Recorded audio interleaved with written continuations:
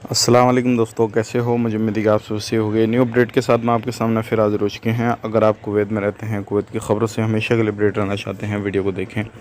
काफ़ी ज़्यादा इंपॉर्टेंट जानकारी आपको मिलने वाली है। सबसे पहले बड़ी ख़बर की तरफ बढ़ते हैं, लेकिन उससे पहले मैं आपको बताना चाहूँगा, चैनल पहली बार देख रहे हैं सब्सक्राइब कर लें। सबसे पहले बड़ी ख़बर की तरफ बढ़ते हैं। कुवैत के अंदर अभी जो है काफ़ी ज़्यादा छापामारी की जा रही है। जो लोग डिजिट एरिया में रहते हैं कि और जो है खेती किसानी वगैरह करते हैं, मजरा में रहते हैं, अलग अलग दूर जो है वो रहते हैं जंगलों में, तो ऐसे लोगों को भी पकड़ा जा रहा है। एक ही दिन के अंदर लगभग 100 से ज़्यादा लोगों को पकड़ा गया है। तो ये काफ़ी ज़्यादा इम्पोर्टेंट ख़बर आ रही है। अगर आप कहीं पर भी रहते हैं किसी भी तरीके से, तो ऐसे लोगों को काफ़ी ज़्यादा पकड़ा जा रहा है और आपने जो है इन चीज़ों पर ध्यान देना है, सावधानी बरतनी है।